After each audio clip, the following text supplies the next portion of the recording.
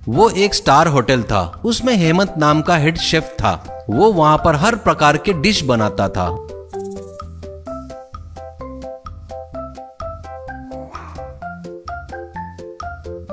उसके नीचे काम करने वाले शेफ को भी अच्छी तरह सलाह देता था। उस होटल के मालिक का नाम था अग्रवाल। वो चार्टर्ड प्लेन में हर देश में जाता था।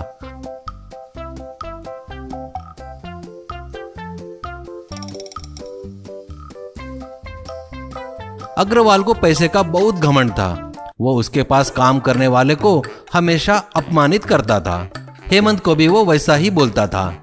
क्या रे हेमंत, तू अपने आप को बहुत बड़ा शेफ समझता है क्या? ज्यादा हीरो मत बन। मेरे स्टार होटल में काम कर रहा है ना, इसलिए तेरा नाम हो रहा है। वो ही अगर किसी छोटे ढाबे पर किया होता ना, तो तेरा नाम होता क्या? हेमंत, सर मैं अपने आप को कभी बड़ा शेफ नहीं मानता। हाँ, मैं बनाए सो डिश अच्छे रहते करके मुझे उसका अच्छा तजुर्बा है, इसलिए सब लोग मुझे ऐसा बुलाते हैं। मैं कहीं पर भी जाऊँ, खाने के टेस्ट बदलेगा थोड़ी ना। वो स्टार होटल हो या गाँव का ढाबा हो, मैं कहीं पर भी एक जैसा खाना बनाता हूँ, ऐसा कहता है अग्रवाल।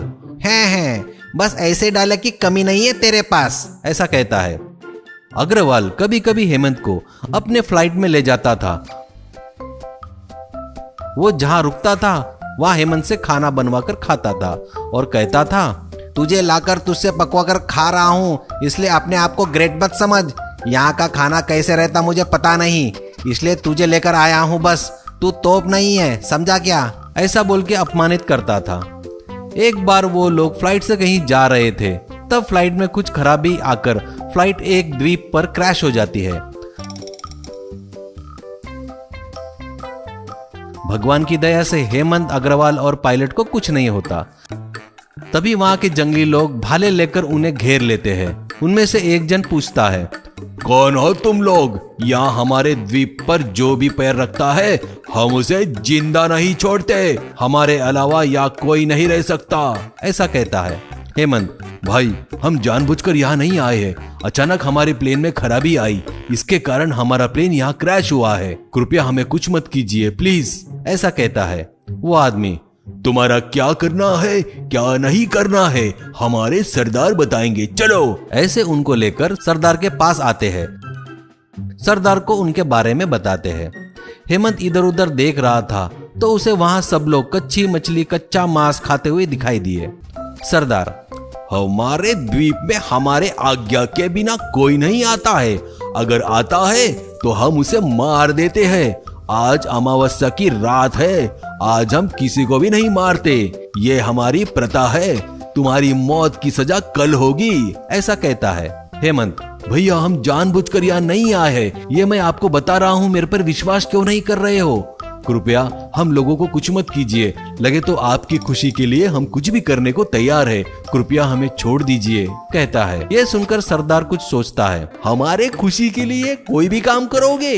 अगर उससे हम खुश हुए तो पक्का हम तुम लोगों को छोड़ देंगे, लेकिन तुम लोगों को आज ही यहाँ से भगाना होगा, क्योंकि आज हम किसी को नहीं मारते, क्योंकि अमावस्या की रात है करके। बताओ हमको खुश करने के लिए क्या करोगे? हेमंत, भैया मैंने देखा यहाँ के लोग कच्चा मांस, कच्ची मछली खा रहे थे, देख के बहुत दुख हो रहा है।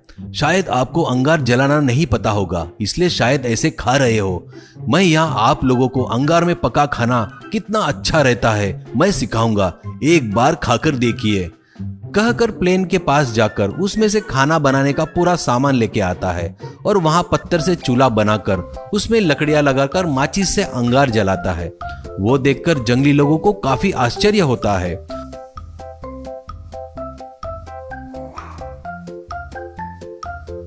उसके बाद हेमंत चिकन लेग पीस को तार में घुसाकर उस पर नमक, मिर्च, मसाले लगाकर अंगार में भूनता है।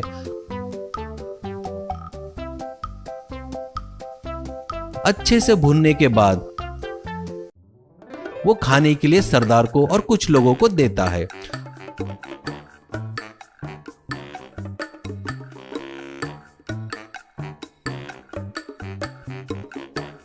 वो लोग वो खाकर उसके स्वाद पर फिदा हो जाते हैं। सरदार, अरे वाह क्या स्वाद है इसका, इसे कैसे बनाते हैं हमको तो पता चल गया, पर इसके मसाले कैसे बनाना? तभी हेमंत, वो किस पौधे से बनाते हैं पूरा मैं आपको बताऊंगा। ये सुनकर सरदार, शाबाश, अब तुम लोग जा सकते हो, तुम्हारे लिए एक नाव बनाकर देंगे हमारे आदमी, ऐसा कहता है। हेमंत और सब लोग उनको धन्यवाद देकर नमस्ते करके वहां से बच गए रे भगवान करके नाव से निकल जाते हैं। फिर अग्रवाल उसकी जान बचाने के लिए हेमंत को आभार मानता है। इसके बाद उसमें बहुत परिवर्तन आता है और वो अच्छा इंसान बन जाता है।